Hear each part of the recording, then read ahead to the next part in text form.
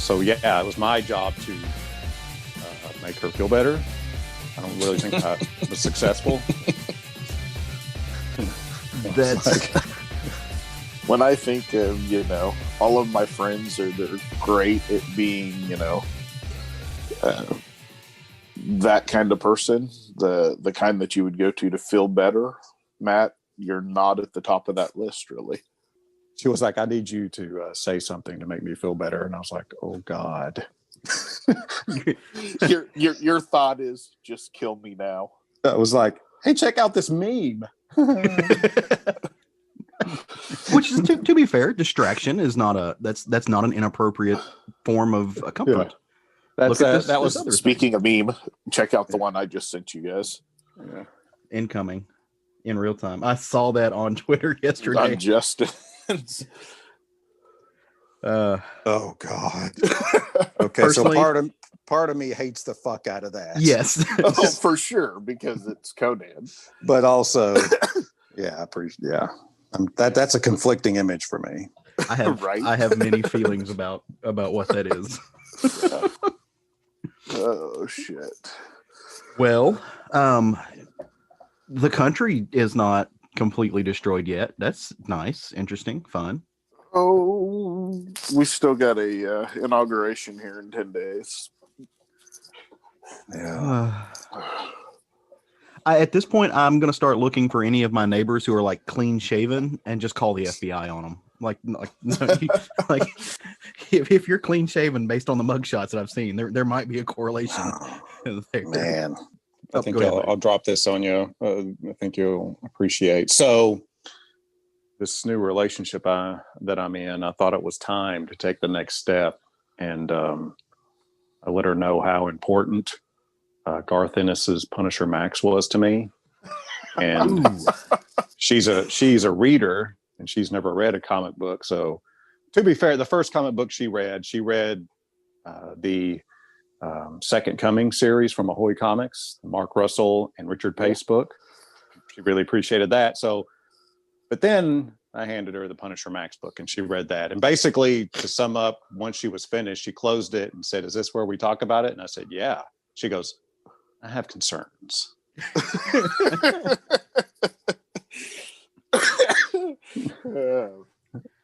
So I spent some time walking her back from those concerns. Yeah. It's one of those things that I think I'm conflicted on it because because it is a serious thing, right? Like it's one of those works of literature that I think if you understand it, you know exactly what it is, you know exactly what it means, and you realize that you're by no intention of the writer or the artist of that book to idolize that figure. The problem is that we live in a world where the vast majority of people are susceptible to stupidity and did not pick up on that. So, I'll see, that kind of sentiment. I don't believe that the vast majority, it's just that the stupidest people are the loudest. Yeah. But I had to, that a little bit, but then I was like, look, to sum up my justification of my enthusiasm for the material, I was like, this is a villain as the protagonist book. I was like, everybody loves a good villain because they're compelling, not because you like what they do. Yeah. Was the way I had to summarize that. I mean, I get what Caleb's saying. We live in a world where people think that Tyler Durden is a good guy too. So, Yeah, those people. Yeah, and I'm definitely not arguing those people are out there. It's just they feel like the majority because they are the loudest. Right. Oh, for sure. Yeah. And I guess that's where I need to stop being so cynical. And we got real serious up on the front end of this podcast. I just it is a scary world to me, and sometimes I can't help but feel like I'm drowning in it. You know what I mean? So it's hard for me to look around, especially living in Arkansas, to where like my personal bubble, my anecdotal bubble, is relatively intelligent, decent people who have the ability to see the nuances in the world and think for themselves. But then I also realize I live in Arkansas, and it constantly feels like I'm being flooded by the wrong, like the people that I'm talking about. So you're right in the sense that the vast majority of people across the board are, and it may be the case that even the vast majority of people in Arkansas have the intellectual capacity and the neural nuance to be able to understand the differences in these things. I just don't see it because, and you're probably right, because it is because of this weird minority of folks who are really vocal. But then I also look at who gets elected in this state and who gets supported in this state. And it's really hard. Like, I don't know. I'm becoming very cynical and sad. It's easy, but Yeah. I'll tell you what'll help. Drop Facebook. You're not wrong.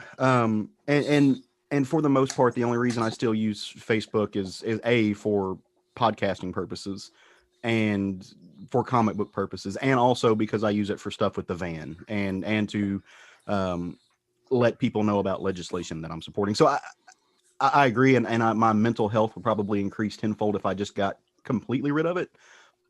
And I'm not saying that won't happen in this next year, even because I've seriously thought about it. But there is good in it. And I've done an okay job of like weeding out the shitheads to where I don't have to see it and unfollowing everything I don't need to, like, that There you causes go. me mental anguish. But on the other hand, that just strengthens the wall of my little bubble. And, you know, I'm creating a world where I'm just getting like the feedback that I want. And I don't know that that's the best thing for me either.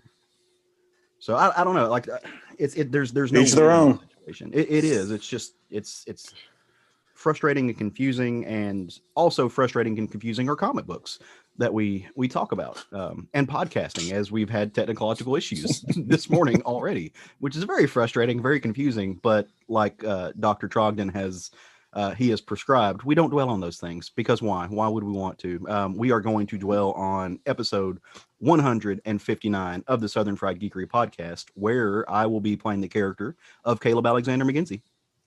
Matt Trogdon. And I'm Craig Lance. How's my boy? I was wondering about the Matt. That he had to check IMDb. Gotcha. To see who was playing the part of Matt Trogdon today. Yeah, that's right. He's like, wait a minute, this is not the Truman Show. What's happening here? No, so I mean, other than general concerns and consternations, how my boys doing this morning? I miss you guys. Well, I got a bionic pancreas this week. So. You are part droid. Yes. Bionic. I think so. Pancreas. I got my pump. Wow, nice. Yeah, got it hooked up. I'm having a hard time getting the levels of everything right because I take a ridiculous amount of insulin. So it's been a little bit hard getting my numbers right, but I'm doing, working it and trying to get it. Yeah. So I'm pretty excited about that, though. Dude, it's a struggle, and I know, like, being your friend and watching you, I know how hard that struggle is. But let me just say, as somebody who's watching you handle it and doing all the things and like the self-sacrificial things that you do, like, I'm proud of you. Well, thanks. Because, I mean, it's just one of those things you have to do to live. Right. Oh, and then the other great thing I found out this week is that my new insurance has a $700 prescription deductible, which of course I'll hit the first month with my insulin, but yeah, that's always fun. Yeah. Well, so good times on the health end for Craig, but yeah, doing good. Well, keep up the good fight, brother. Hopefully some way we'll find a way to get out of this. But in the meantime, I don't know about you guys, but this week was stupid. And I stuck my head in a hole in the sand like a little ostrich for a little bit and read some comic books. Did you guys get any of that done? I read a little bit. Yeah. Well, Craig, we'll start with you. Why don't you drop a short stack on me? Tell me 3 books you read this week that caught your attention. I'm going to tell you more than 3. Oh. No, I read Eternals #1 from Marvel Comics, Kieran Gillen and Esad Ribic. Really enjoyed the story. Really interested to see where it goes. Don't want to spoil the end of that, but the end was not what I saw coming. DC Detective Comics number 1033, Peter Tomasi and Brad Walker. This book is currently my favorite Batman book since the other one took a nosedive. Really enjoying the story that's going on there. Just finished up the Hush story as they get ready for Future State. And then I don't know if you guys have heard about this little series that's happening in Japan called One Piece, but it hit chapter 1000 this week. So I realized I was probably 70 something chapters behind, and I read 40 chapters of One Piece this week. Jeebus. Yeah. Granted, it doesn't take long. They're about, anywhere from 12 to 18 pages. But yeah. Does this, and it may have already held that record, and forgive me for my ignorance, but does this qualify or quantify that as like the longest running long form story of all time? I'm not sure. I know it's funny when you talk about, over here we've got Todd McFarlane claiming the record for longest creator-owned series or whatever, and Ichiro is over there just kind of laughing. Yeah. Laughing in One Piece, it sees, 700 chapters ahead of Spawn. That's not even like a hold my beer thing. That's like a hold my brewery thing. Like just the whole brewery. Just hold it. Well, and think about it. They do this weekly. Right. That's and insane. He maybe takes 1 week a month off. But yeah, and that was because he started having health problems. But yeah, they do this weekly. They put out a 17-page comic book essentially weekly. Well, speaking of things that come out weekly, just real quick before Matt jumps in his short stack, and since we're on the topic of One Piece number 1000, shout out to our former co-hosts Jerry and Shaun, and our buddy and frequent commentator and participant in our Facebook group, Mr. Mike Del Vecchio, who joined Shaun and Jerry on their new weekly anime and manga podcast. And I think Craig's been on that too. But I have been on it. You enjoy if you want to deep dive into the manga and the anime, especially I think it's really heavy on anime from what I've listened to, go check that out. It's fun times. Then you'll get all the One Piece 1000 you can want. So exactly, the good times. You may get it if I ever get caught up on One Piece. I may do a take on the 1000. Oh, you should, because I want to hear about it. I've got the first chapter or like the first compendium of One Piece. I haven't read it yet, but yeah. Matt, did you read One Piece 1000? I did not read One Piece 1000 or any of the other One Pieces. What did you read, my boo? I read, not to throw shade on it because I don't know anything about it. I've just heard there are a lot of those pieces. I read Eternals, the new Marvel book. Really, what sold me on it was the creative team more than anything. Right. Asad Ribic, we talked about, Kieran Gillen, Asad Ribic, Matthew Wilson. So I wanted to kind of get familiar with the material before the movie came out. Really fun read. Had a great read. And yeah, the final page on this one was, hella compelling. I really liked that final page. And I really liked Asad Ribic's artwork in this book as well. Other than that, I read the Next Batman, the Future State book, written by John Ridley, art by Nick Darrington, and colors by Tamara Bonvillian. Really like this book. I was highly skeptical going into it. I almost didn't buy it, but man, it's a great story, great artwork. I mean, it feels like a double-sized book, but it definitely was not a chore to read. I really like that book. Really surprised myself. And then thirdly, I read Marvel's Wolverine number 8. This is the Legacy number 350. Creative teams: Benjamin Piercy, Adam Kubert, and Antonio Fabella. Then there was a second story that had also done by Benjamin Piercy. Victor Bogdanovich is the artist, and Matthew Wilson on colors. I really liked this story as well. That will surprise absolutely nobody, obviously. But it was cool. I mean, Benjamin Piercy is just really just killing it. The way he writes Wolverine, the way he writes a story in general, he's just knocking it out of the park for me. So, and he did it once again with this one.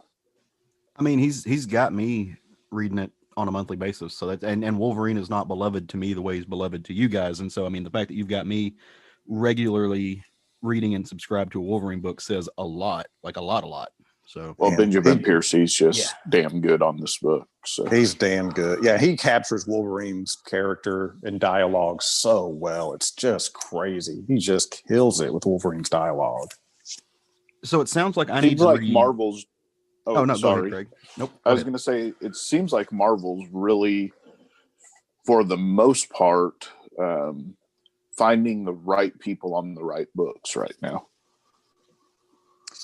Yeah, a lot of that. You know? I mean, I felt that way for a long time with Marvel. I mean, There's a couple of exceptions, Avengers, of course, and crap. There was another one I just had in my mind, but Conan. That I'd like to see them change writers on, but the rest of them, I really feel like they've really got good creative teams on all of their books right now. Yeah. I mean, nobody bats 1,000. There's going to be hits and misses, but overall, Marvel's just killing it. With their material. Yeah. And I mean, I know Marvel's got enough of like the big name creators in their stable that like a lot of those creators can pick and choose what they want, but aside from that, sometimes it's just good editors connecting the right people. And say what you want about him. I know that there was some controversy when he took over, but CB Cebulski has really done a good, like you said, he's done a really good job of getting his editorial staff to put together the right books with the right people. And I think that's a large part of it. I don't know what the controversy was, and I don't really care, but since he's been on board, and I don't know, because also Kevin Feige now has a editorial role at Marvel, so whatever they're doing there currently is working. Sure enough is, and it sounds like I should have read Eternals #1. I've got it queued up to read, mostly because of Asad Ribic, because I'm a huge fan of that dude. So I'm gonna get to that real quick with a hotness after we record. So I'll get that done. I'm gonna tell you in the last page when we hang up, so I spoil it for you. Okay, I appreciate that. Nah, well. So I did not read that. I did read a few things though that I think were really good and really worth noting. I went back to circa 2006 and read a book by Shaun, which is a silent book called The Arrival. I posted some pictures about it on our Instagram page at SFG Podcast on that if anybody wants to see them. But it's a really great book. Like I said, it's wordless. There's you just read the pictures, and essentially it's really reading if there's no words? Absolutely. Yeah, right. I will give you this book, and you are 100% reading it. I'm playing. I've read plenty of silent comics. Oh, I know. Yeah. But this is basically an immigrant story, and it's told through. It doesn't take place in any one particular quote unquote real world. It's an imaginary world, much like ours. There's a lot of like the early 1920s imagery, but there's also weird creatures and mysticism and stuff involved. So it's kind of everywhere and nowhere all at once, and it's a story about everyone and no one all at once. It's really good. I haven't dug into the Googles to see if he won any awards for this book, but he damn well sure should have. It's outstanding. And so, like I said, it's called The Arrival. It was badass. Second on my little short stack is a book that comes from a writer that really I don't know that he gets enough credit for what he does. He's solid. He's a person that I think really embodies putting out queer comics to the people who need to read them, and that's Mr. Cena Grace.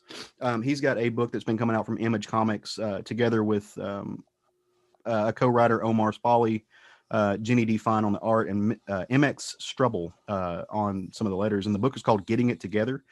Essentially, it's about a little garage band in San Francisco and the people that make up the band and their lives. And it's a little bit, I think I spoke about the first issue, I'm not sure, but it's got elements of Friends, but friends with flavor. And it's people dealing with breakups and queerness and writing music and figuring out what to do with their careers and their lives and being young on the West Coast. And it was solid. As far as I know, the 4th issue is the last issue. So go check it out when it comes out in trade. And also you can the band that is in this book and a lot of the musicians that are mentioned in this book are real, and you can go check out their work on things like Spotify or Bandcamp and stuff like that. So some really cool indie actual rock bands and alternative bands from the West Coast are in this book. So and most of it is not stuff I would listen to just for my personal taste on a regular basis, but you know, it is what it is. It's good stuff. No fault in it. Yeah, and I love the comics, so definitely go check that out. Last but not least, I too dipped my toe into the waters of the future state with a little book called Wonder Woman, Wonder Woman Future State #1, written and drawn by Joel Jones, gorgeously, absolutely gorgeously drawn by Joel Jones, with colors by the great Jordi Belair. And dude, I loved it. And I realized that that's not surprising to anyone coming from me, because I tend to be, you know, I give Wonder Woman a little bit more credit than maybe I give some other characters. That's my girl at the DC house. But this story's rad, right? Like it really is cool. It mixes South American mysticism with, you know, with the mythology of the Greeks that we all know and love, and the stuff that that Diana stems from. But this actually doesn't have Diana.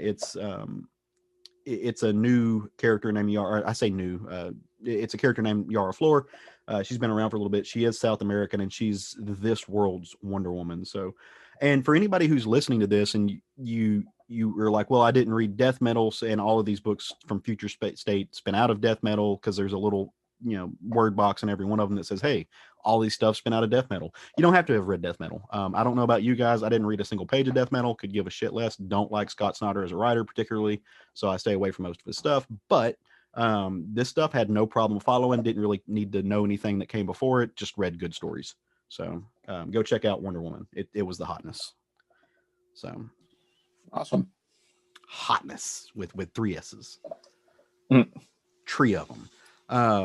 But yeah, that's what it sounds like. You guys read some cool shit this week. I've got to get on Eternals. You know, shame on me for not tackling that yet. You guys are only 1,000 chapters behind on One Piece, so get going. Hey, that is not true, Craig. I'm okay. 998 chapters behind on One Piece. You give me my credit where my credit's due. I tried. And I watched like the first, I think 70 something episodes, which I think gets you through the actual credits of the show. Yeah, pretty much. You got to watch like the first 150 episodes to know whether you're going to like it or not. Right. That's the God. It's like the first 50 episodes are kind of like a pre-credit scene, if you will. Yeah, pretty much. Yeah. There's a lot of it. Yeah. Lots of it. But we're not going to talk about One Piece on the show. No, we're not. I know it. Like I feel the lamentations and the sadness radiating from the folks who are listening to this at home. We're going to talk about something else. And I think that something else might cheer up a certain crowd. I definitely think it's going to get, and maybe we need to be a little bit worried about this, but I can feel the palpitations coming out from my dear friend Craig's chest, because I know he's excited about this. Yeah. But if you're new to the show, let me just say this. We are a comics review show, and can't really talk about comics without spoiling some things in them, or what's the point of just, you know, really talking about it? And it's no fun for us because we all read it. So yeah, you know, spoiler warning, check out the show notes. We put time signatures in there if you want to skip ahead, but you know, go read the books that we talk about, and then come back and listen to us. Because every week we all pick a book at random. Really, I mean, actually is at random. Like no, we really don't even know who picks the book. Sometimes we just find out that a book was picked, and we all 3 read it. We come to the table, we set it down, we grab our forks and knives, and we dig into it. And this week is similar to every other week that we do. We picked a book, and this is it's a new #1 from the House of Ideas, the fine folks over at Marvel, but it's from their Star Wars line. If you don't know this, our dear sweet Craig is a slight Star Wars fan. You know, it's okay. It's okay. Yeah, he you know, it's not like he has an entire room dedicated to it, or thousands of dollars of ink on his body dedicated to it, or anything. Yeah, so. Something. Yeah, I like it. Okay, it's all right. Marvel this week put out a new series. It's called Star Wars: The High Republic #1. Really, really fun book. This was written by a set of creators that I am not familiar with, and that may just because this is the first Star Wars comic that I have read really since it went back. No, that's not true. I've read some other ones just in hindsight, but this is one of the first ones that came fresh off the shelf that I've read. But it was written by Cavan Scott. The art was done by Ario Anindito, inked by one of the only people that I recognize in this book, but a man who is, by my estimation, one of the best inkers in the game. I literally I'm looking at a piece of his artwork right now. Mr. Mark Morales, colors by Annalisa Leone, lettered by Adriana Marr, with a sweet cover, just a really good cover by Phil Noto. And it was fun. It was good. I really enjoyed this. In fact, this is the first Star Wars book that has made its way onto my pull list. After I read it, I went ahead and called the shop, said, "Hey, sign me up for this. I'm down." Nice. And as always, I'm curious whether or not you guys just give me the 30,000 foot view. Let me know what you thought about it. Yeah, I mean, I loved it, but I'm a shill for it. So I thought the art was fantastic. I loved the story. I love that it's taking place in an era that we don't know much about. And just so other people know, this all coincided with the launch of the first two novels in this High Republic era. Came out this week as well. I really liked it as well. And let me draw specific attention to something I was very thankful for that I felt was way overdue, or maybe I just hadn't seen it yet. And that was the timeline in the opening page. Yes. Thank you. Please, more of that with everything. I get so confused on when things have happened in the Star Wars timeline. Yeah, especially now because they're jumping all over the place, right? Yes, that's what I'm talking about. It's like these days when a story comes out, I'm like, where are we and when? So that was like, I studied that thing for like an idiot. It being a linear graph, I was treating it like it was, it was some kind of complicated calculus problem. Well, I was like, and they kind of renamed all the eras. Yes. As fans, we've called it the prequel era. Now they call it the Fall of the Jedi era. Yeah. The original trilogy era, we called that. Now they're calling it the Empire era. So, they've got all of these new names for the timelines, which I thought was kind of cool. Yeah. And the design of it was cool. Like, it's kind of like when you open up a fantasy book and they have a map. It just makes me happy. It's like, okay, you put thought, just the extra. It's the cherry on the top of it. If I open a fantasy book and it doesn't have a map on it, I pretty much close it. You got problems. You got problems from jump. Can't have that. No, you give me. What about you, Matt? Or do you feel that way on a fantasy novel? Like it? I'm not that rigid on my sword and sorcery fantasy novels. Okay, I feel like it has to have a map to be a good fan, because, like Caleb said, that means they put in the effort to build this world. Yeah, it's fun stuff. Just not as judgmental as you two, I guess, is what it boils down to. Oh, bullshit! We're learning new things here. I'm calling shenanigans on that. Yeah, right. All right. Well, since we all enjoyed this book so much, we kind of want to talk about what it was a little bit, kind of dive into it. So this book, kind of give you a brief overview of it, just because. So the book really focuses around this character named Keeve, and I think I'm pronouncing that right. And she's a young woman.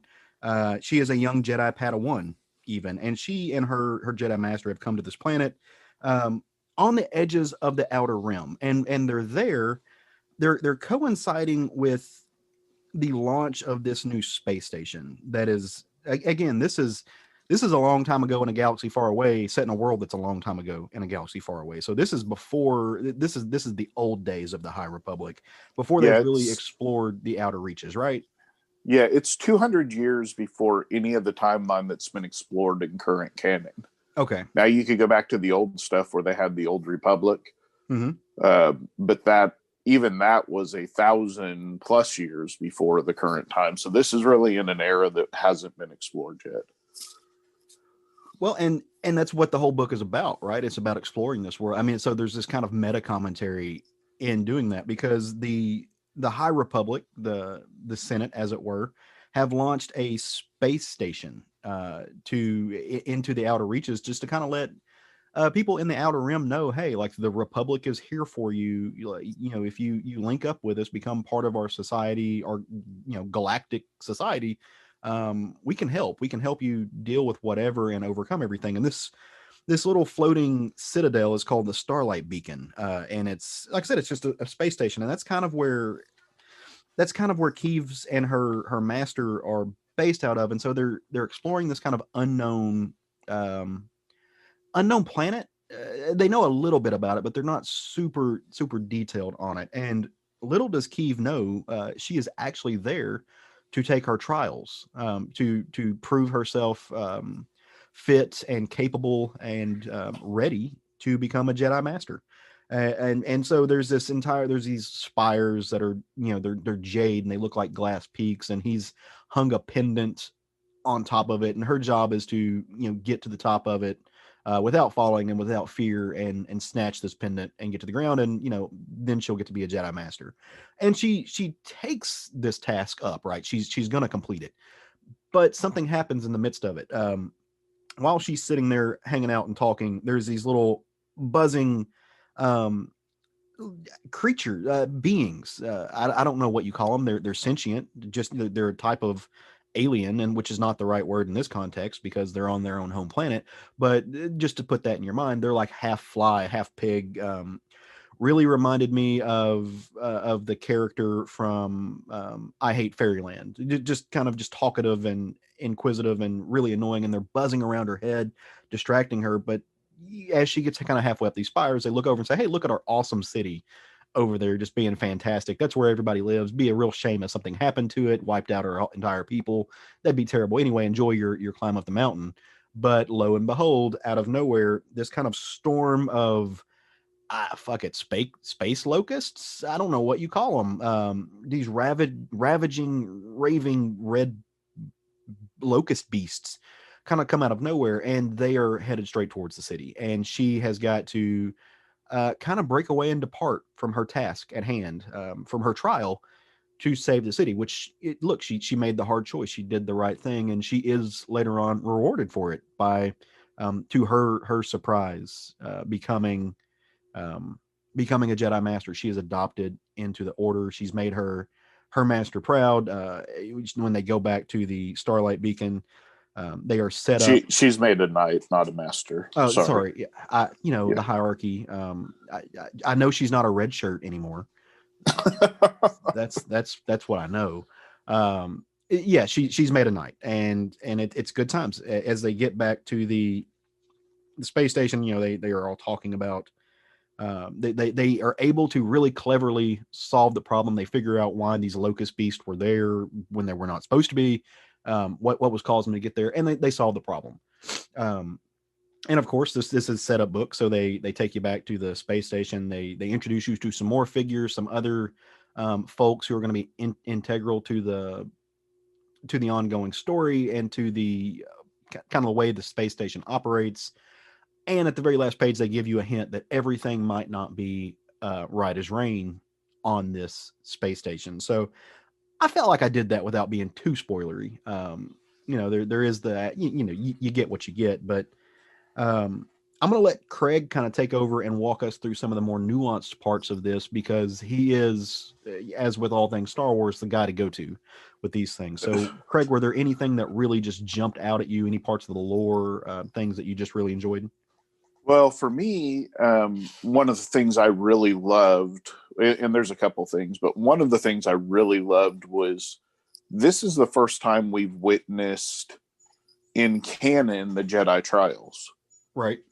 Now, I'm sure it's different for every different Padawan.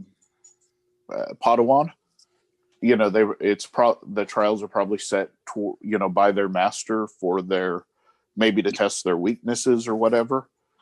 But this was really interesting that she thinks she's on one quest, but really she's on another, and I thought that was pretty cool. It was cool to see Yoda as a Grand Master, but not on the council. He is it was unclear whether he has stepped away from the council to do some other stuff, or if he's not yet been appointed to the council. Right. So it was pretty cool to see, Yoda is going to be out doing stuff besides just sitting in judgment of other people, and yet he's still a Grand Master. Then, crap, I lost my train of thought. Anyways, yeah, I really enjoyed those two aspects of it. Oh, I was going to talk about in the novel, it explains that, and it's Charles Soule writing the novel. It explains that this is a time of unmitigated peace. You've never seen this kind of peace in the Republic up until this point in time. The Jedi obviously think the Sith are gone. Right. And there's no wars going on. The Republic is ruled by decency, and it's a democracy working on its best levels. So I don't know why they didn't put that in a precursor in this, but just to kind of give a setting for the world this is taking place in for those that aren't reading the novel. Now, you've already knocked the novel out, right? Like, you already have consumed I'm about a third of the way through. Okay. Does the novel tie into this actual plot, or is it different settings and different folks? At this point, it's in a different setting, but the entire first third of this novel has been trying to avert a disaster that you don't know who's causing it, but it's being caused by something or someone intentionally. You just don't know yet what's happening.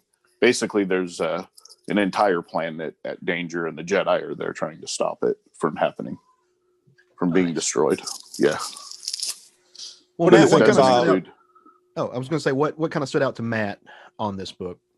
Well, before we move on real quick, I got a question. So reading the novel, Craig, what do you think about Charles Soule's prose writing versus his work? I'm enjoying the shit out of it. I think it's really well written. I've never read a novel written by him before, and I don't know that he's actually written a novel before. Oh, he has, yeah. Yeah, he's written a couple of them. I don't think written any of them set in the Star Wars universe, but he's written a few other things like murder mysteries and stuff. Oh, okay. Yeah, I enjoy the shit out of it. He's doing an amazing job writing this. And we know Charles Soule can play in the Star Wars universe because he's done it in the comics for quite some time. Yeah.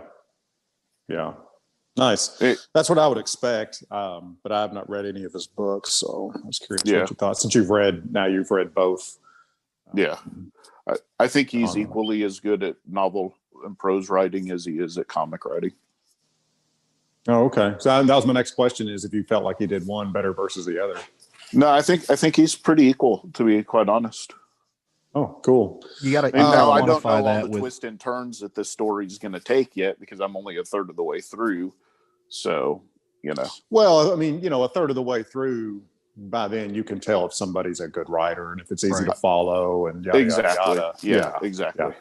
I do want to throw out, you got to quantify that with saying his Star Wars comics because, just all things being honest, some of his non-Star Wars comics are busted. So, well, are you talking about the quality of his craft or the choices he made?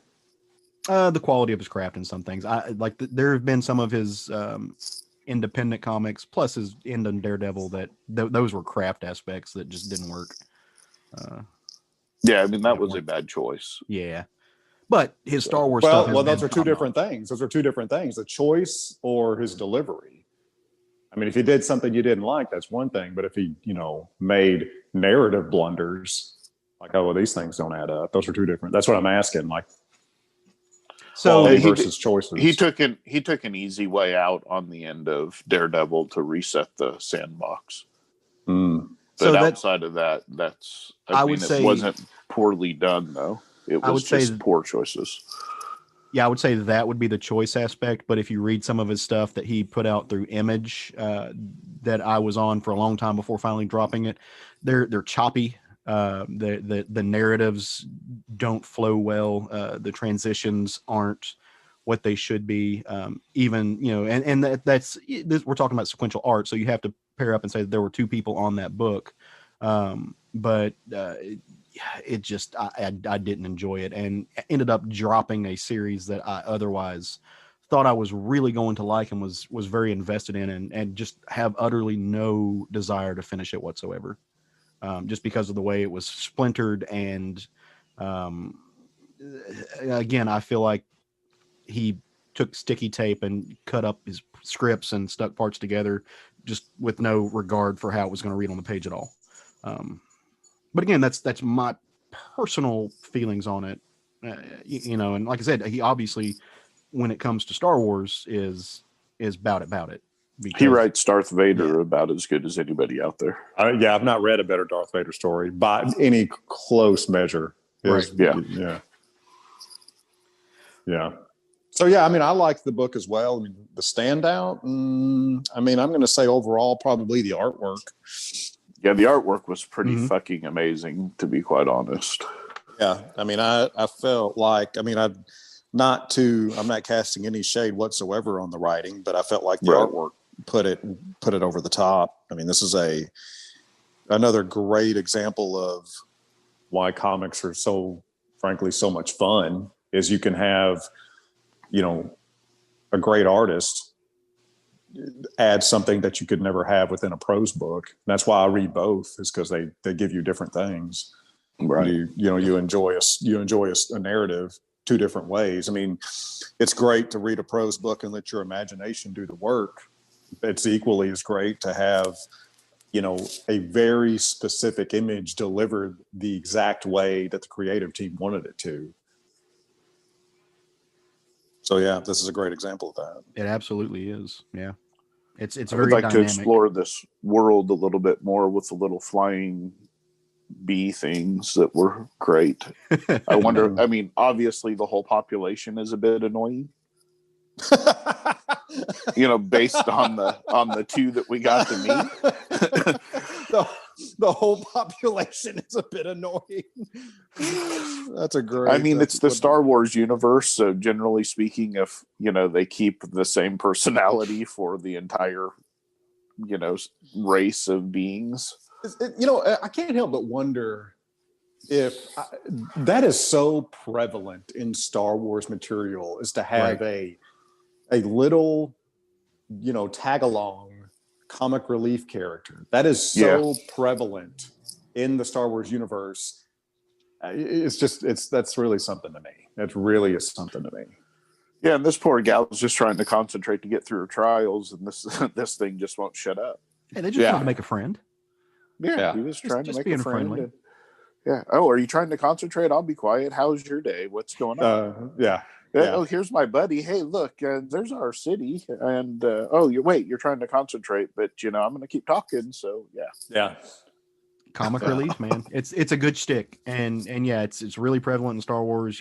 You see it other places as well. But like I said, they reminded me a lot of what Scotty Young did with I Hate Fairyland, and the little chain smoking, half drunk fly that was her compatriot throughout. Yeah, I didn't think about it, but yeah, it's very similar to that character. So there were a few things for me that I really appreciated and locked in, and it's exactly what Matt said. It's involved with the art, but I want to tag on to like a particular thing, and that was the character designs. Because the character designs to me were really, really well done. The non-humanoids I think were fantastic, and because they really play with the expectation that we associate with imagery as readers. So the Jedi Master of Kiev, the young woman, is this one-armed lizard-looking creature, and at least in the Star Wars, we associate like characters like Bosk as being. He's that same species, right? Yeah, Trandoshan.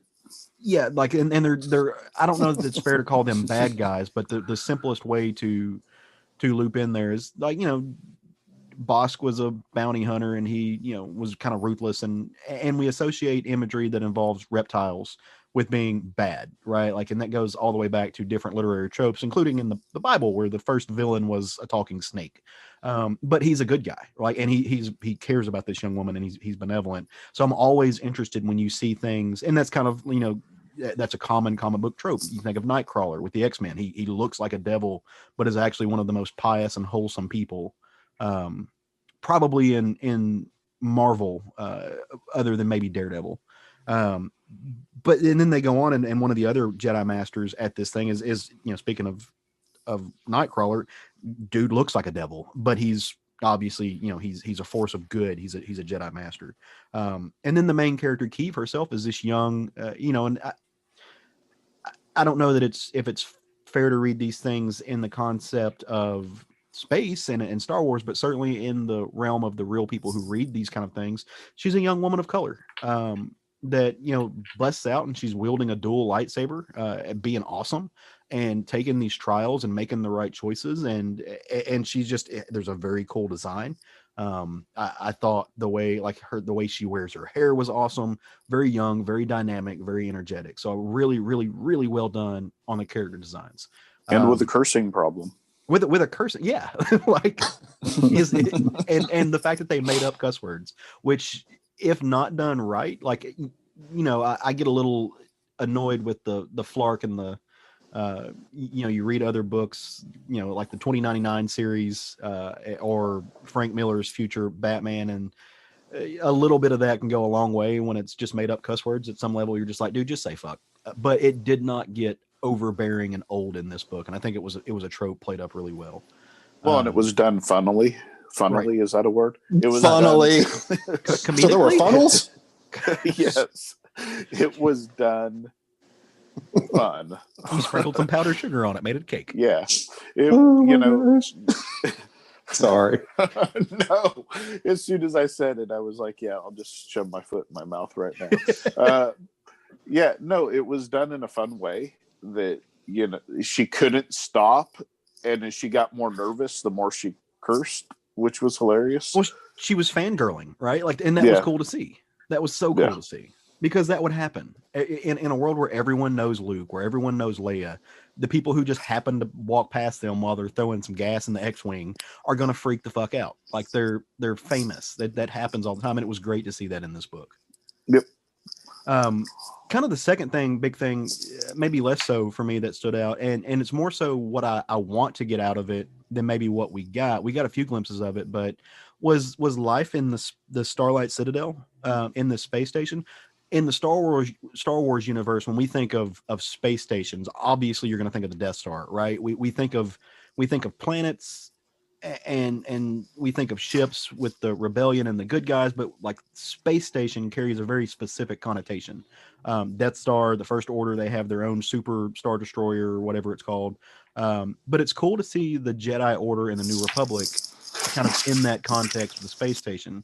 And, linking it to other science fiction, my favorite Star Trek series is Deep Space Nine.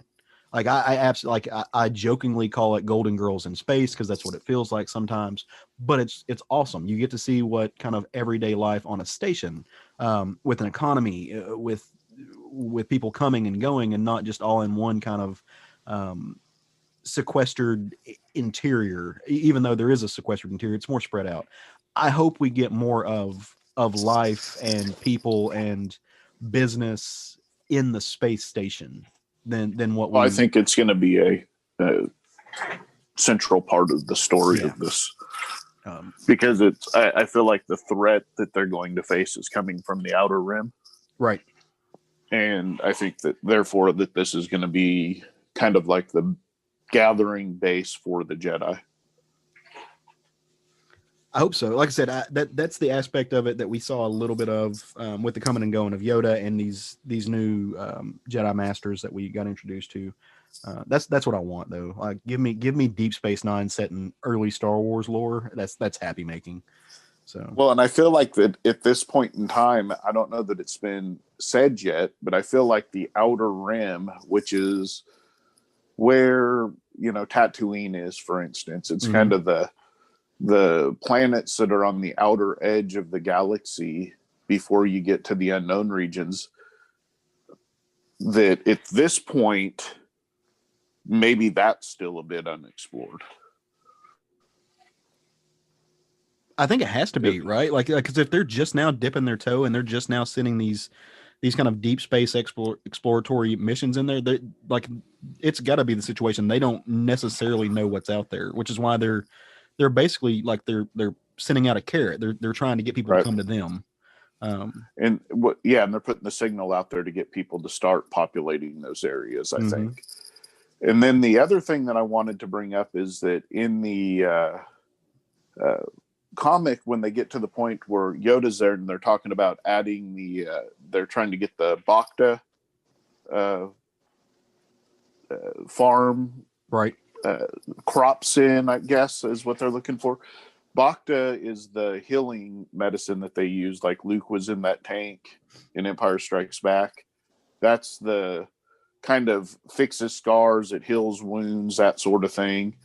And it's just, according to the novel, they've just figured this out in the galaxy at this point. So I think that part of it's going to revolve around this.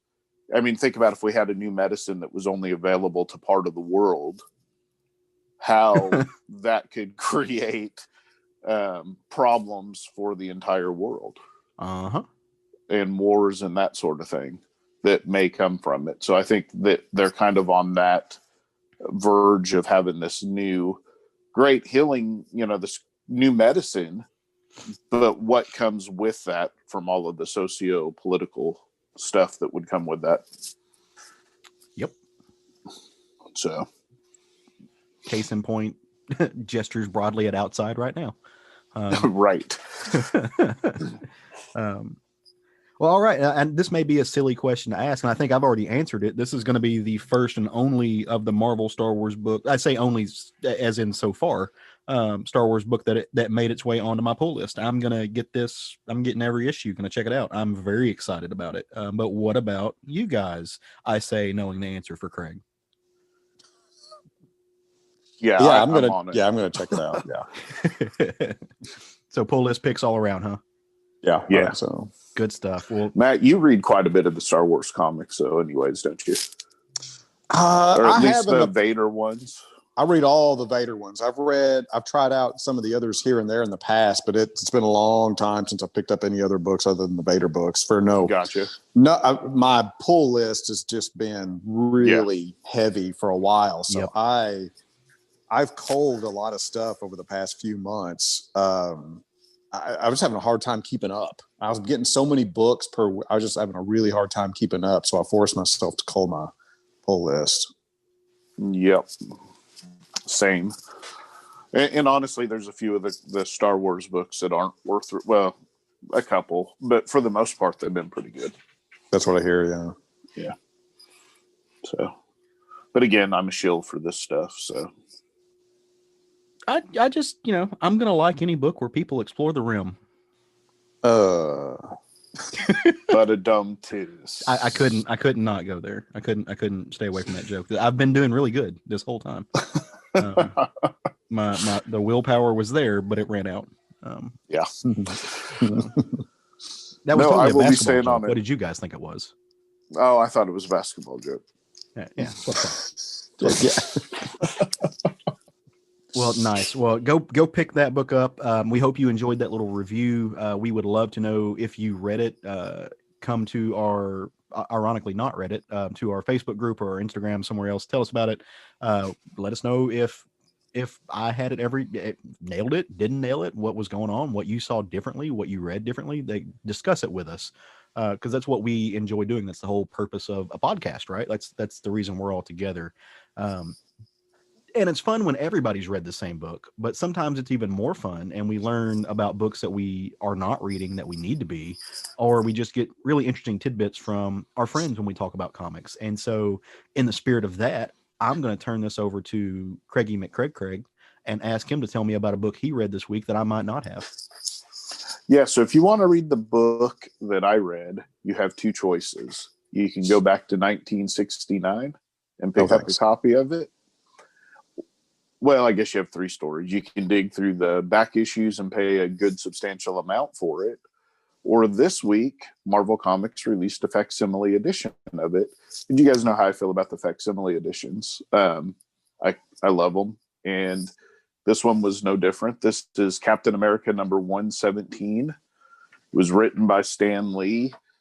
And Gene Colon did the pencils. Joe Sinat did the inks. It does not say who did the colors, so I'm assuming one of those two did. And Sam Rosen did the letters. So this is the first appearance and the origin of Falcon and Red Wing. And so stop me if you guys have heard this story before, but Red Skull has the cosmic cube and has changed bodies with Cap. Have you guys heard any of these stories before? I'm outraged. It's familiar. It's familiar. Yeah, so Cap is stuck in the body of Red Skull, and using this power from the cosmic cube, Red Skull sends Cap to the island of Exiles, so named because the Exiles are a group of villains that the Skull has exiled to this island. Hence their name, the Exiles, and the name of the island. I don't get it. Because, yeah, exactly. And so, needless to say, having been exiled to this island, they're not very happy with Red Skull. So when he shows up on the island, he is almost immediately confronted and attacked by the Exiles. They begin to fight, as you would expect. Just as they appear to have beaten Cap as Skull, Red Skull decides he doesn't need to watch the end because, in his words, these are his words now, such sordid sights depress me. As he tunes out, Cap is saved by a Falcon. As Cap escapes, he realizes he can remove the Red Skull mask and maybe not be recognized by the Exiles. So he takes off the mask and he builds a disguise out of clay just in case they happen to know what Red Skull looks like underneath his mask. Back in New York, Red Skull, in the guise of Cap, is living his best life, planning his takeover of the world while slowly ruining Cap's reputation. Again, we've never seen this in comic books either before or since, right?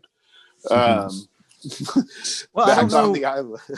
On that note, and we can talk about it later, but this is where I'm bad at history. Had we seen this before, though, or was I don't think we've seen it before. I think this is the first time it happened, but but certainly have seen it a couple of times since, most noticeably Hydra Cap. Right. Back on the island, Cap runs into Sam, who explains that he has always had an affinity for birds.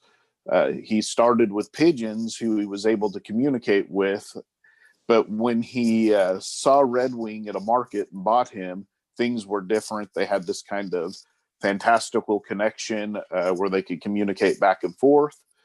He tells Cap that he answered an ad in a newspaper for a group of people looking for a falconer on an island. So he travels to the island, and once there, realizes that the Exiles were pretty bad guys, and he begins protecting the local natives. Cap convinces him to make a costume and go by the name Falcon, and the book ends with Sam in the Falcon costume. And if you want to know how Falcon and Cap beat the Exiles and escape from the island, you're going to have to find issue number 118. Nice. So, yeah, I love these old books, and yeah, they're wordy as hell, and they're definitely products of their time. But they're fun. It's just so fun to go back and read these books. I think Sam called himself the brother from the big city at one point when Cap recognizes his accent is from New York. Mm-hmm. You can tell that they're definitely products of their time. But I just love and I've talked about this before with the Facsimile, but just being able to see the old ads and all of it, it's just so fun to be able to go back and read these key issues again. Yeah. Well, I think there's a lot of value in learning the history of these characters that you're reading a lot of today. Right. I mean, I think there's a lot of value in that. And you said this was first printed in 1969? I believe so. Okay. I may be wrong. Summer of Love. No. Yeah, I think it was 1969. Well, and the way 1966, but the way he was written, and I want to say I've read one of these stories. I think they did one of the True Believers of these. that I Yeah. picked up and snag and Which read. those are just as fun. You just don't get all of the ads and stuff like that. Right. So. And the ads are, to me, with the Facsimile editions, like you said, the ads are just where it's at. Like It's just that's bonus. part of it. Yeah. But I was going to say, like in the way that they wrote Sam, you were getting into the precursor of Marvel creating some of these blaxploitation characters, Luke Cage, Misty Knight, et cetera, and some of the way that they were written. And it's cool to see the legacy of that. It's cool to see how they've changed. It's cool to see where the seeds were. And dude, that costume was phenomenal. It was definitely a product of 1969. I loved it. Yeah, great. But it's the costume we all knew him by for quite a time. Quite a long time. Also, are we just going to let it slide that Craig made Mean Gene Colon French there for a minute at the beginning? Oh yeah, I said his name wrong, didn't I? Yeah, but a guy goes to France one time and he can't even, now we can't say baguette the way an American does, for Christ's sake. I've been there twice. Oh, see that? Couldn't even let that slide. Craig records in his beret, just so everyone knows. Sorry about that. Yeah. No, dude, we're just busting your chops. It's all good because sometimes you type these names down and you just read them real quick and don't even put it together. So yeah. Well, and people have heard me speak before, so no one's judging you by any means.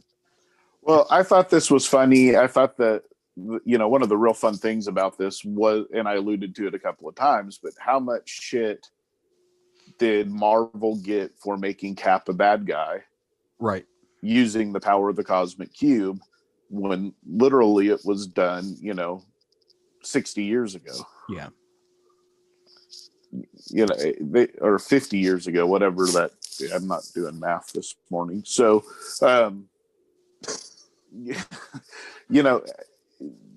sometimes people tend to ignore the history of comics. Yeah, exactly. Which is what you said, Matt, is it's fun just to go back and explore this history so that people can see, hey, this has always been a thing in comics. Well, and I think it also it goes back to our conversation we were having earlier, which may, like I said, I don't know where the cutoff point was. So if it doesn't make it on the show, but it was this thing where the loudest voices are often not the majority of voices. And I think the same is true in anything, but in what we're talking about, there's a whole lot of people who find themselves in, social media groups or on Twitter or emailing campaigns or what have you, who haven't read the comics. They get a lot of what they know about the characters. They read a Wikipedia page, which is fine to do on some level, just if you want to catch up. But then they speak with some type of authority or as if they understand or have access to or the full knowledge of the catalog and the library of these characters, and they don't. And you're giving them way too much credit. They did not get their information from reading it on Wikipedia. They got it from a YouTube viewer. Well, that's also whatever the hate topic of the week is. But I mean, where I was getting at is there are things that in the regurgitation of these stories and the regurgitation of these plot points that people haven't read the comics, and that really bugs me. And hey, to be fair, I'm tap dancing on my own toes here. I've done the same, and I've been corrected for it plenty of times. It's just kind of a natural instinct to side eye something if you're ignorant of it. But there's also a point to where when somebody says, "No, dude, look, they've had this moment before," and see, you don't build an entire persona and anger campaign around being wrong, and it's just. It's frustrating. Well, usually you do. Don't turn my Cap evil. Okay, because it's never happened before. Keep your politics out of my comics. Well, it's never happened before. Right. We hear this crap all the time, and all of these things, nothing's new. There's no new stories. There's new ways to tell old stories. Right. So it's on some level, every story we read has been told previously. It's just a matter of the format and the delivery, right? Yeah. And that's a good way to look at it. I think that's the best way to look at it. It's, And that makes it kind of a detective thing too, because then you get to figure out, oh, well, what other things have done this? Or at least that's the way I look at some stuff. So let me go dig into this and see what else I can link this to. Go to your comic book store, and instead of spending $10,000 or whatever the current price is on the first appearance of Falcon, for $3.99, you can get it and read it and enjoy it, and not care if you tear it up.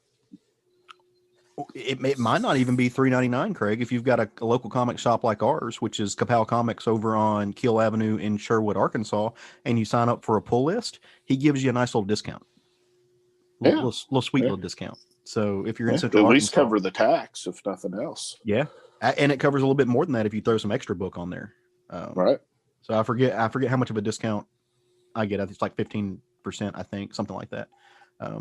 But even if you're not in Central Arkansas, your local comic shop might offer that. So you should go talk to them, go check them out, because I'm sure they would appreciate it, knowing that they've got a regular customer. So whether you spend $3.50 or $4 for it, it's still quite a bit cheaper than the $10,000 you would have to buy it otherwise, and you won't be as concerned about destroying it. Hey, you said you weren't doing math. That's what. I didn't do any math. I did estimations.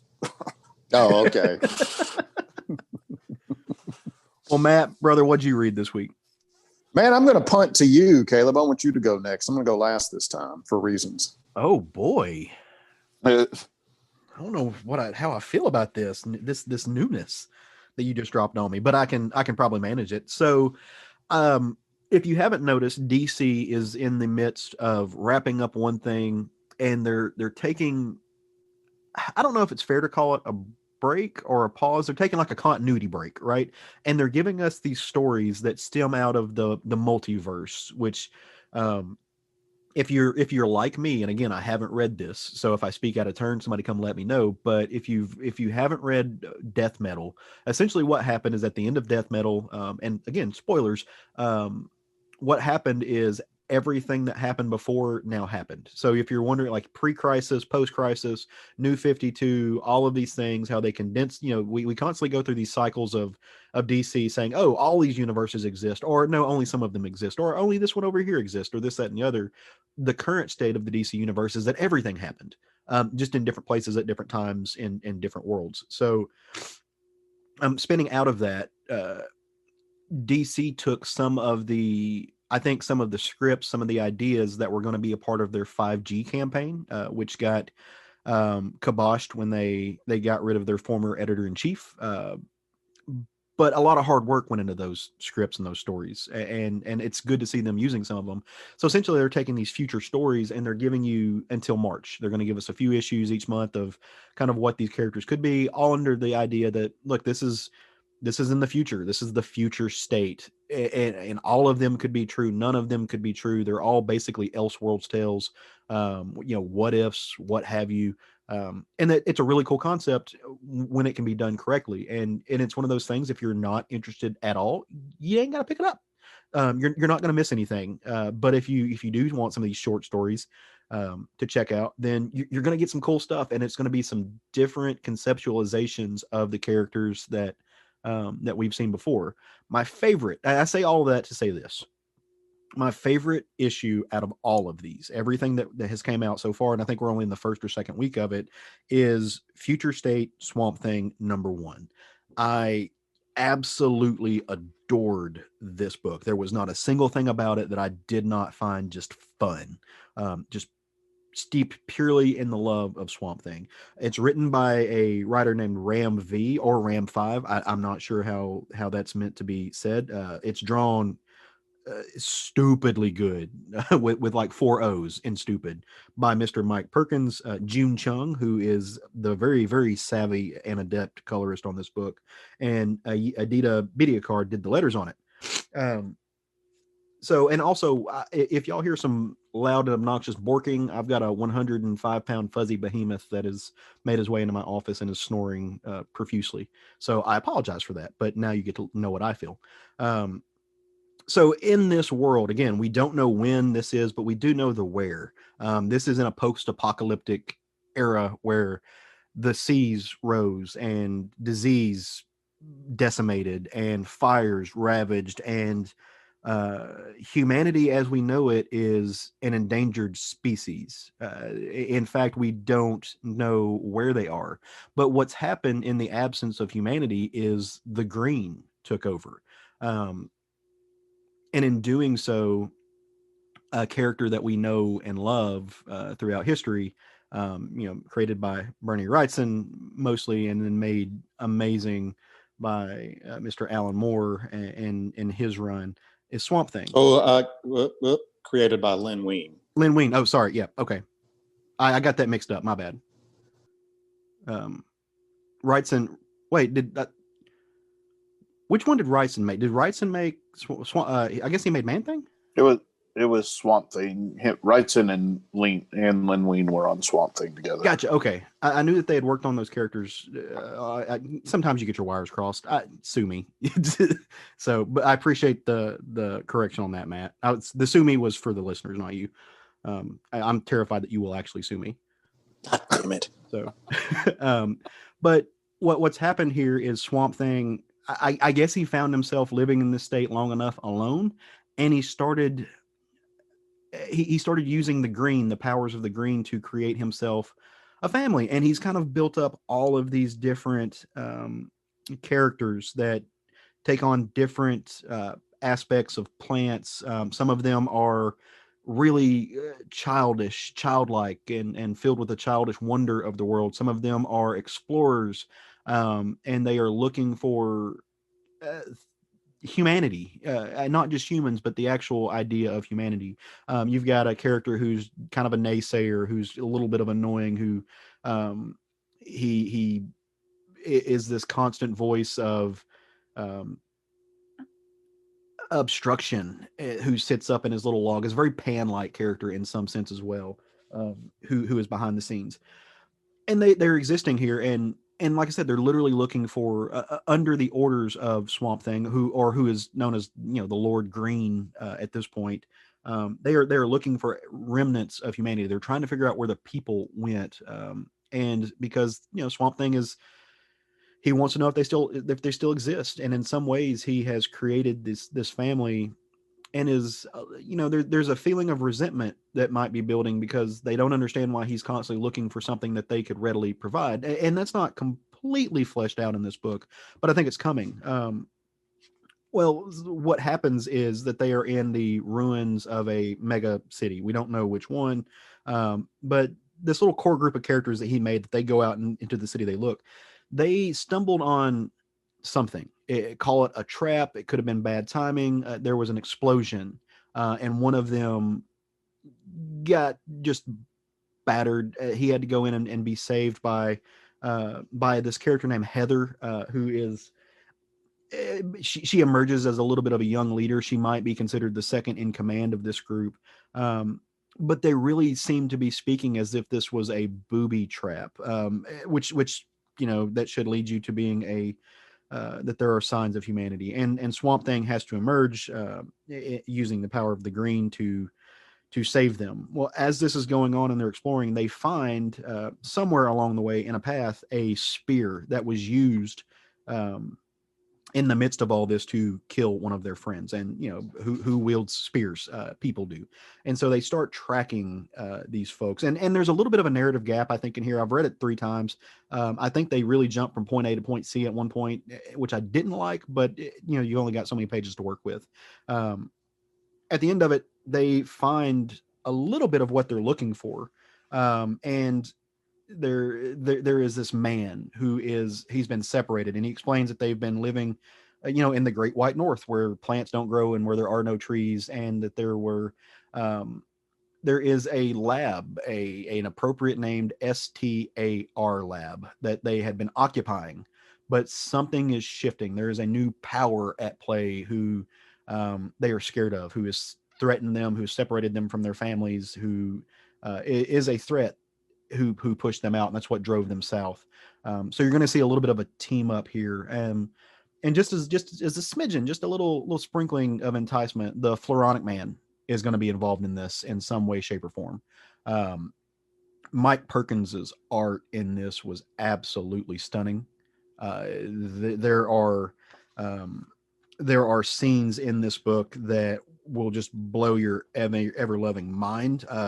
His designs for these plant characters are incredibly good. Some of the most striking pages to me are these ones where there is a narrative voice and you don't exactly know who it is. You're not 100% sure. It could be the Green itself, it could be Swamp Thing, but it's talking about how it took the anatomy of humans and it applied nature to it to create some of these figures, some of these beings.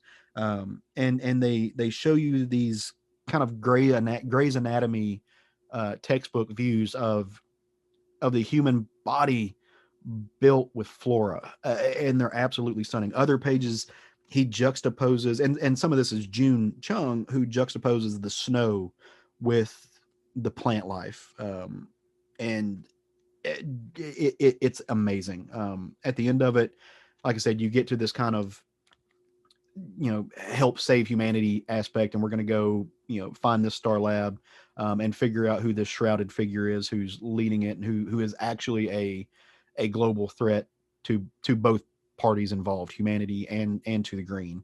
And there's going to be a team up there, but yeah, out of all of what I've read, and kind of, we ran through a list of what we have read so far earlier, and I've read all those books, but out of the Batman book, the Wonder Woman, everything else, this is the money shot right here. It is there is nothing about this book that, like, straight up, I'm not a person who double dips on collections of just kind of random, extensions of whatever thing that the big two is doing at whatever moment, the extensions of events. If they give me a Swamp Thing hardcover of this, this Ram 5 Mike Perkins and Chung book, I'm gonna double dip. Like, I want this hardcover, because it is, if it keeps going the way it is, and if they continue giving me these gorgeous pages, I'm going to be hard pressed not to just have to own this in every way I can find it. I think it's genius. I think it's absolutely brilliant. It's great comics. And Awesome.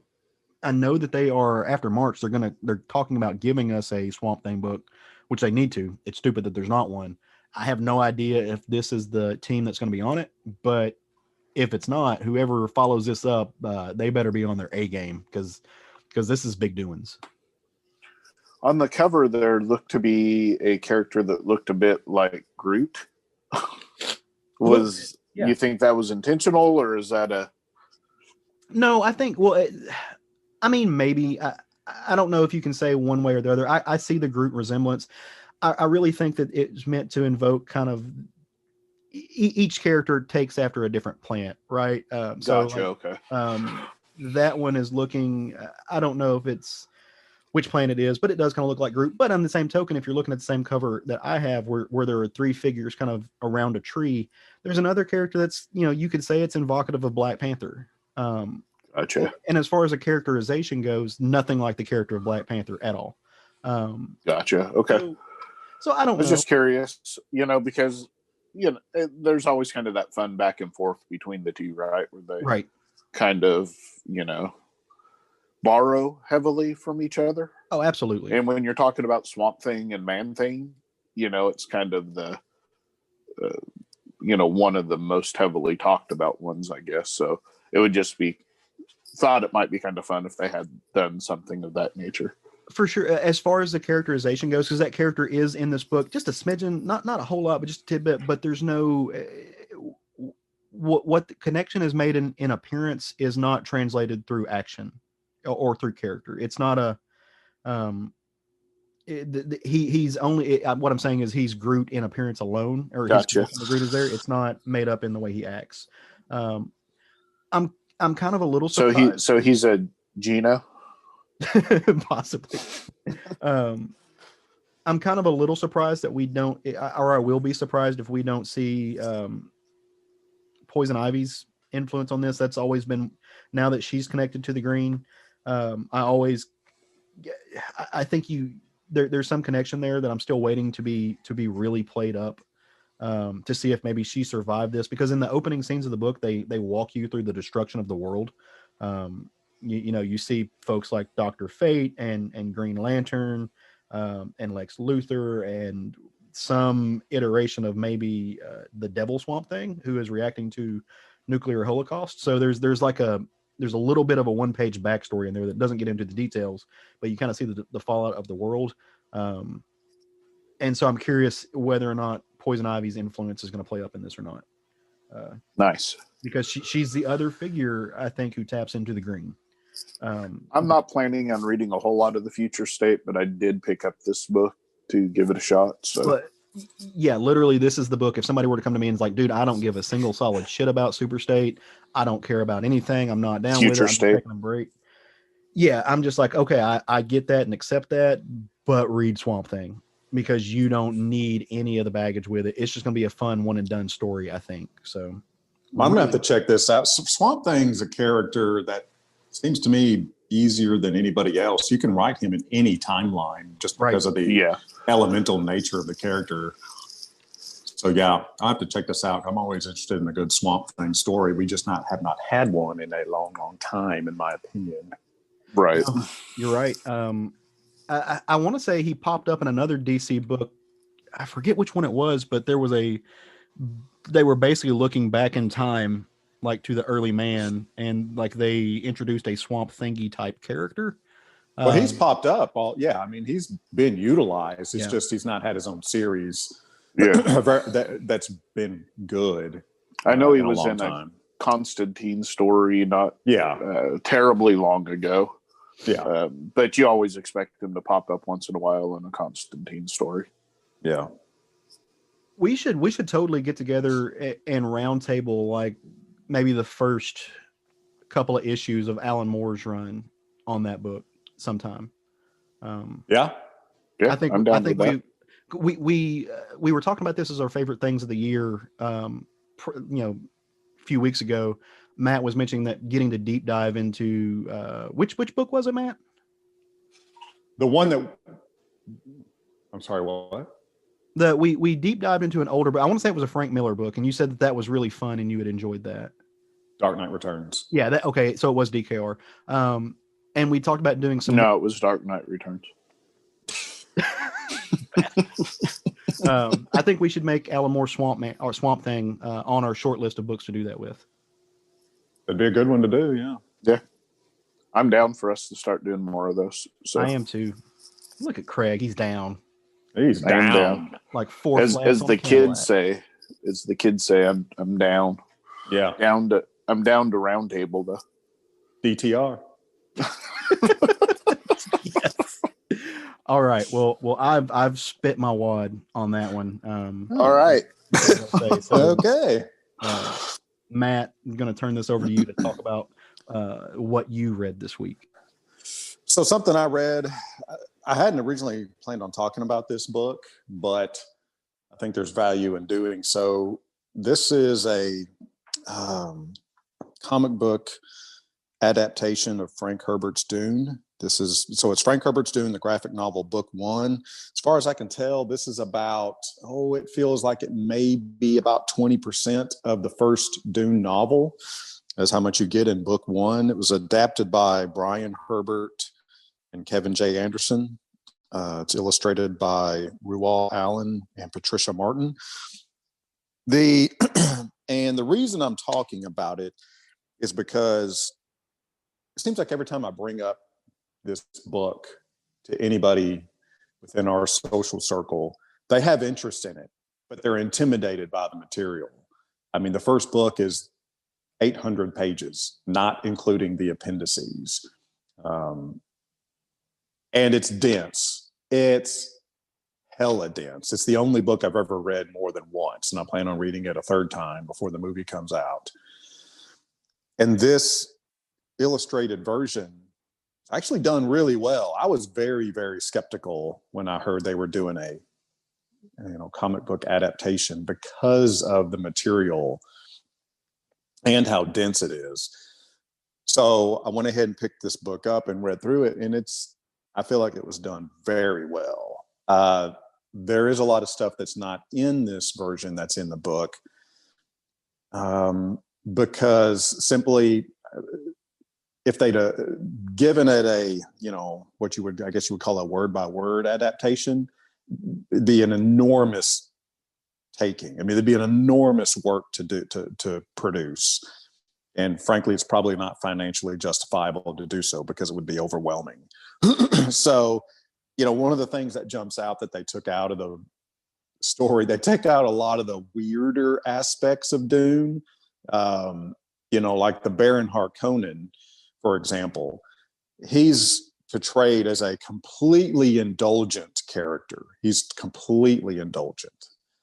One of the things that reflects that is he doesn't even walk under his own power. He uses this floating transporter just to get around the room. He's completely indulgent. That's not in this adaptation, for example. Another standout of the weirder parts of Dune that's not in this adaptation are something called chair dogs. In the Dune universe, the furniture moves where you want it to be. You're not dragging a chair across the room to sit down. The chair follows you when you sit down. It's called a chair dog. Yeah, weird stuff like that. So that was cut. That little, they cut those kind of things out to help streamline the storytelling. Where can I get a chair dog? Exactly.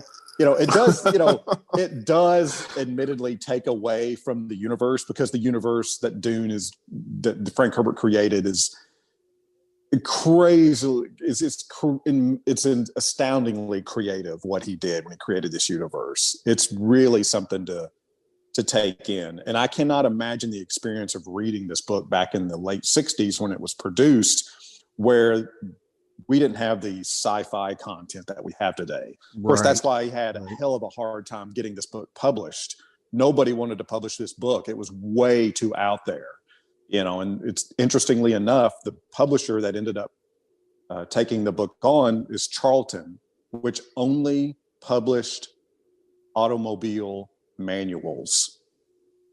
Huh. Yeah.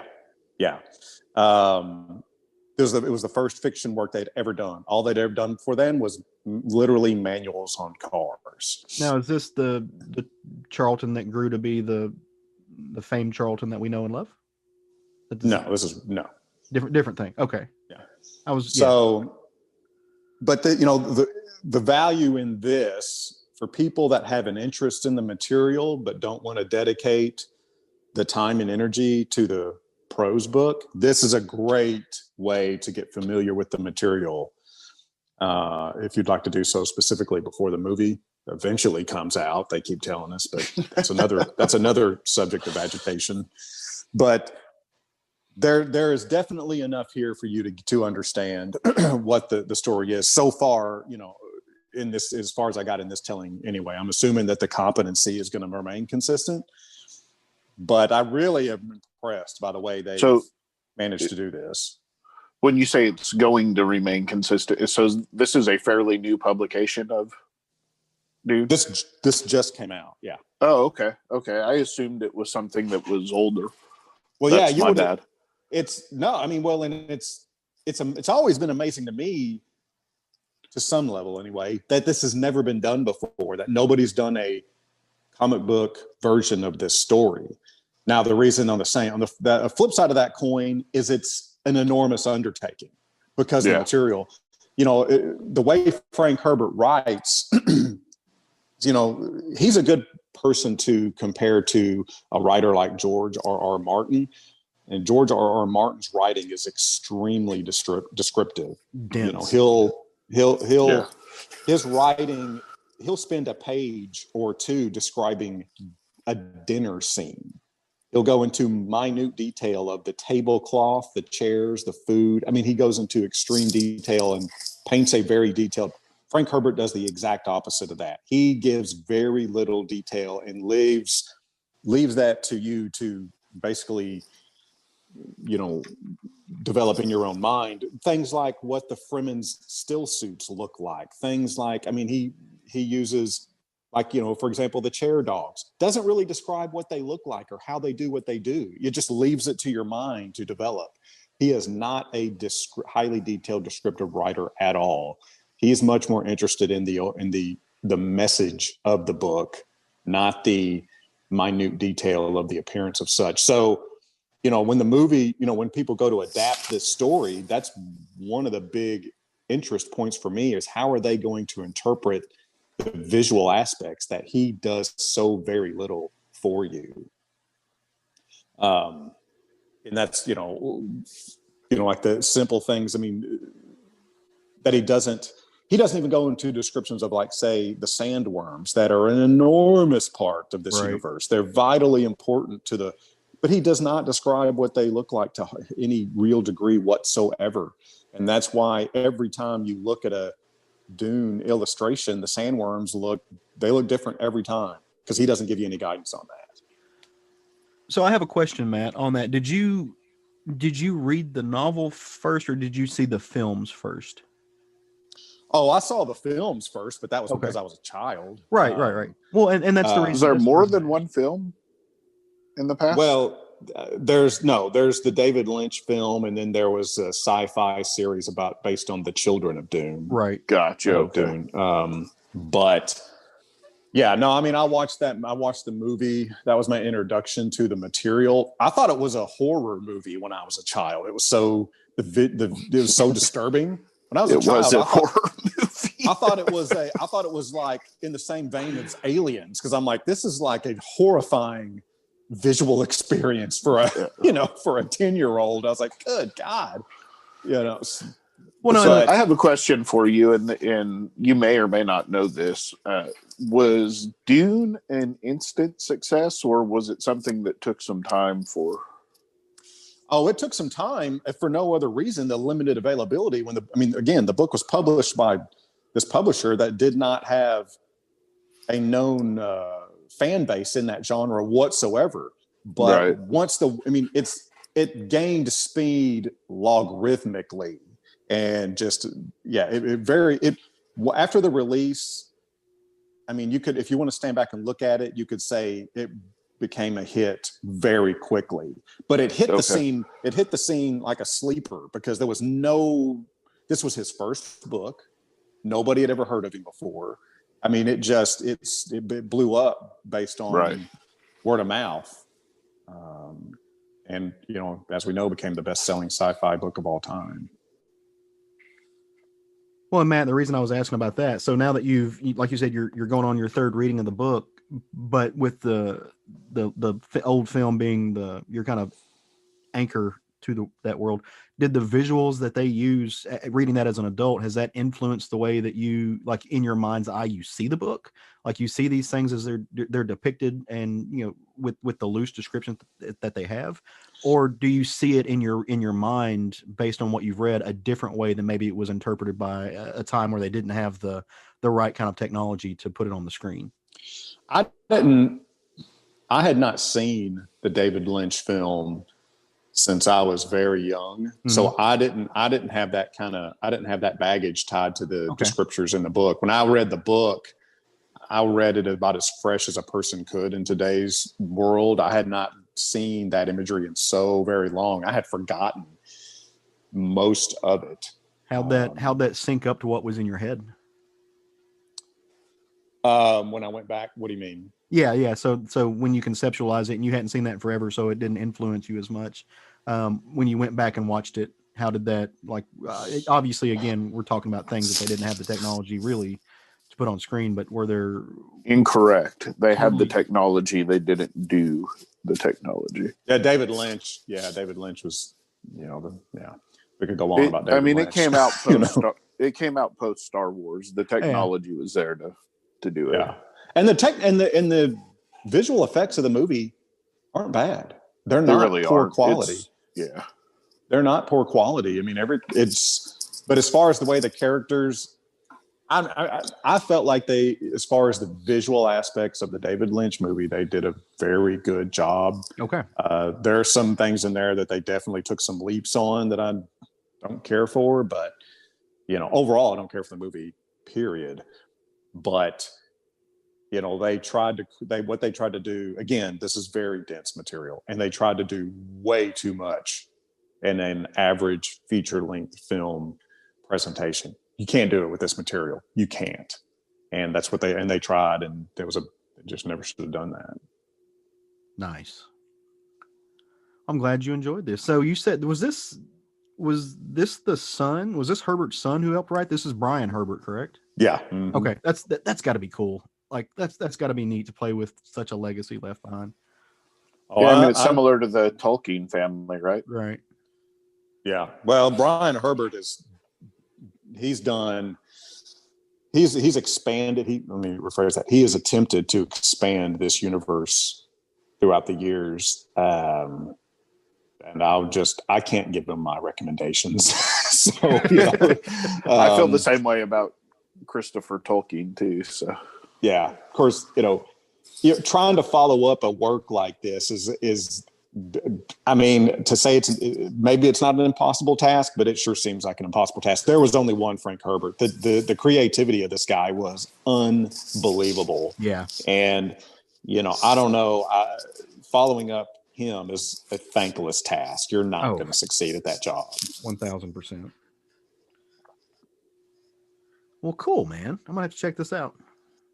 Yeah. I mean, again, for an easy introduction to the material and to give you a foundation going into the movie, if you're looking for a thing like that, this is a much more easier way to do that than committing yourself to the prose novel. I was looking at some of the stuff on it online, and it's easy on the eye as well.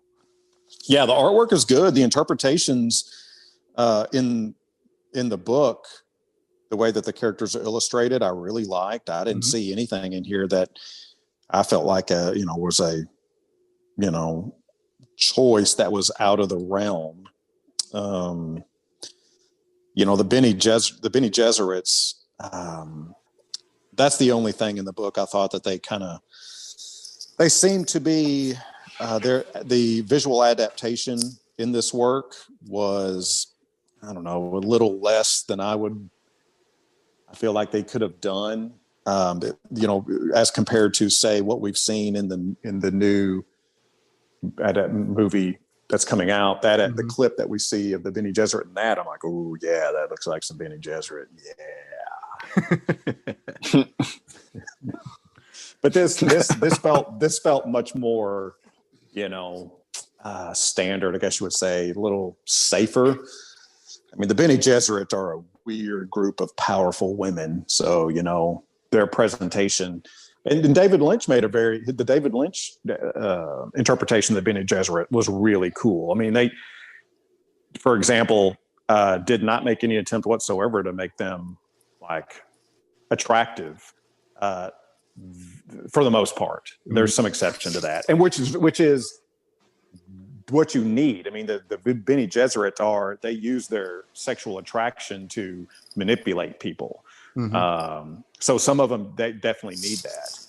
But anyway, that particular sect of characters in this work is really fun to see how they're visualized, especially the older leaders of the group that are no longer trying to use their sexual wiles to manipulate people within that universe.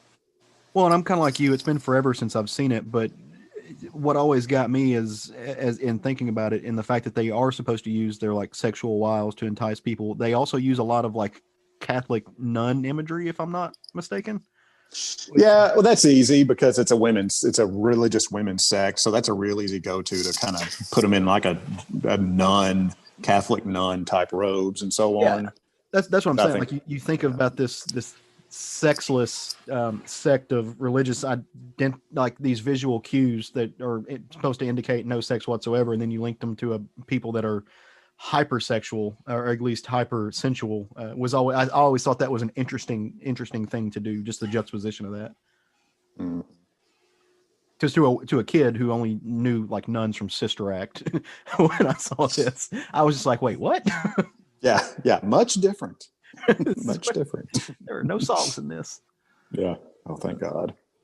Nice. Well, God, we're gonna have to deal with you when this movie comes out, aren't we? Man, yes. I mean, it's only going to be one extreme reaction or another. So gird your loins. I'm packing sandbags right now. Yeah, you got about a year, so for God's sake. How many times can We want to take an over and under on how many like Dune things Matt amasses before then. Oh man, all of the Dune things. That's the thing, is that's a wild bet, because I'm so judgmental about Dune things. I'm like, what is this Dune trash? Misrepresenting Frank Herbert? Get that trash out of my face. So I'm super. But he consumes it all first. I give it a fair shot. Yes, he does. I do give it a fair shot. But when he hates it, he hates it. But when my distaste has been triggered, you're all going to hear about it. Well, it doesn't sound like any of us, any of our distastes got triggered with what we read this week. So I'm glad we all had an enjoyable week of reading comics. This was fun. Yeah. It's always good when we get together and we've all had like that kind of same, like, no, dude, I read some cool shit this week. Because we do give everything a fair assessment, and sometimes we'll bring stuff that we're like, hey, this wasn't great, but here's what I thought about it, and here's why. But I like when we're all on we're kind of riding the high horse. That's fun, especially after a week where the world was stupid. So, but next week, guess what happens? New books hit the shelf on Tuesday and Wednesday, as we have a new comics set of days, depending on what you want to reach in and grab. And as always, we like to kind of towards the tail end of our show, give you fine folks at home and really each other, an indication of a book that we think it's going to be worth checking out. It's going to be worth the read. Because maybe you're not anticipating picking it up. Maybe it missed your radar. Maybe you didn't know about it. So we want to, just kind of throw it out there for you guys. And sometimes we're right. Sometimes we're wrong. That's kind of, hedging the bets and placing the menu. So I guess we'll kind of stick to our little order of operations here. And Craig, why don't you pick the book that Matt was going to pick and tell us what it is? Exactly. He will. He probably isn't going. Well, he might have. I don't know. I'm going to go with from Marvel, Star Wars Darth Vader #9 by Greg Pak and Raphael Ayinko. This is the continuation of the story they've been telling, where Palpatine left Vader on Mustafar with no arms, with one arm and no legs, and told him he could not use the Force to save himself. And it's been an amazing little trip. So nice. Yeah. Go ahead, Caleb. Oh, I was going to say we stick. Okay, I'm going to settle into this second seat. So I'm going to stick on the DC train here for a little bit, on the Future State, and just because I liked the Wonder Woman book so much, as much as I did, there's another book that this young Yara Flor is going to be featured in, and that is Superman Wonder Woman #1, and the Superman in this book is Jonathan Kent, who I'm a big, I love Super Sons. I have been neglectful in reading the Bendis version of anything that this character has showed up in. I haven't read Superman Action Comics. I haven't really read Legion or what have you. So I'm going to dip my toe in right here and see what's up with our boy Jonathan Kent. So essentially, you've got two arrogant gods who are trying to play a game of like 3D chess here, and Superman and Wonder Woman have to save the day. So like I said, little 3-month break in DC. Check this out. It looks fun. It's got a really cool cover, and it might not be. You always have to kind of wade in these waters with your own trepidation, but so far it's been worth the read, so I'm going to keep with it. I'm going to check out from Image Comics this new series called Ha Ha by W. Maxwell Price and Vanessa R. Del Rey. W. Maxwell Price is the writer of Ice Cream Man. That's a series that I missed, and apparently that's a big miss because it's gotten nothing but praise since it came out. So I'm going to check this out. It's described as a genre-jumping, throat-lumping look at a sad, scary, hilarious life of those who get paid to play the fool. But these ain't your typical jokers. So I don't know what any of that really means, but I'm going to find out. Because this writer just got all kinds of stupid praise for his last series, and which has already been optioned to be adapted into it's either a movie or a series. I can't recall which. I forget what it's going to be. Thanks for bringing that up. Yeah, I remember what we were talking about. Well, no, the reason I was looking at some other stuff. The other thing that W. Maxwell has written is a book that was one of my favorites of last year, which was the King of Nowhere with Tyler Jenkins. And so, yeah, dude's a amazing writer. I didn't realize he had this coming out, so I got to make sure I grab this because that was, like I said, one of the best books of last year, in my opinion. So, dopeness. Awesome. See, this is why we do this. Look at you. Yep. Educating me. You're spreading knowledge. Value. Intellectual wealth, if you will, about the comics. So, and I made it all the way through Matt's review of Dune without bringing up the Star Wars ripoff. Yeah, well, you just ruined it. You know, so don't that pat on your own back canceled. I love you too. Well, all right. I also love everybody who took time out of their busy day to check out our little show that we do every week here. Excuse me. Blessings upon myself. We really Godzilla. It's right? the non-denominational version. I'm gonna start using that. One of my teachers in undergrad would say, "Go fuck yourself" if you sneezed. It was fun. But I hope everybody enjoyed our little show here. We love doing it. We try to put one out every week for our own enjoyment and for yours. If you have any concerns, commentary, complaints, if you have any things that you think need to be on our radar, you got issues, you got somethings. I don't want to know any of that shit. I just want to know what you're liking to read. Really. I mean, that's what it is. Tell us all the good things that you have to tell us. We want to hear about them. And there are a couple of avenues to do that. You can do so by joining our Facebook group. You type in Southern Fried Geekery into that little search bar. We pop up. You answer a few questions. You are part of the family.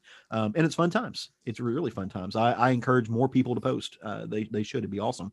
You can check us out on Instagram and the Twitters to see what we're reading, see who we're talking to, what we're talking about. We're at SFG Podcast on both of those.